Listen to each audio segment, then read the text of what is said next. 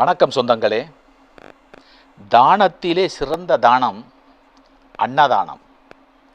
இந்த அன்னதானம் ஒன்றுதான் தானத்திலே சிறந்த தானம். ஒருவருக்கு 1,00,000 ரூபாயை கொடுப்பது, 1,00,00,000 ரூபாயை கொடுப்பது, மன இடம் கொடுப்பது, மாளிகையில் இடம் கொடுப்பது என்பதெல்லாம் தானம் அல்ல. இந்த வயிறார பசிக்கின்ற வயிற்றுக்கு அந்த பசி ஆறுவதற்கு அன்னத்தை தானமாக இடுகிறோம் அல்லவா? அந்த தானம்தான் ஆண்டாண்டு காலத்திற்கு எத்தனையோ பிறவிகளுக்கு, எத்தனையோ வரக்கூடிய தலைமுறைகளுக்கு இந்த அன்னதானம் உறுதுணையாக இருக்குமாம். ஆகவே இருப்பதில் எடுத்து இல்லாதவர்களுக்கு கொடுக்க கற்றுக்கொள்ளுங்கள்.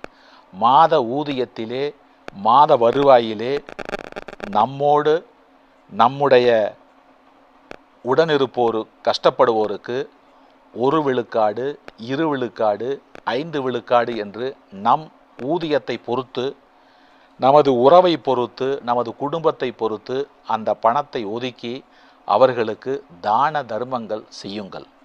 கடைசி காலத்தில் போகும் பொழுது உற்றார் உறவினர், ஊர்க்காரர், சொந்த பந்தங்கள் யாருமே வரப்போவதில்லை.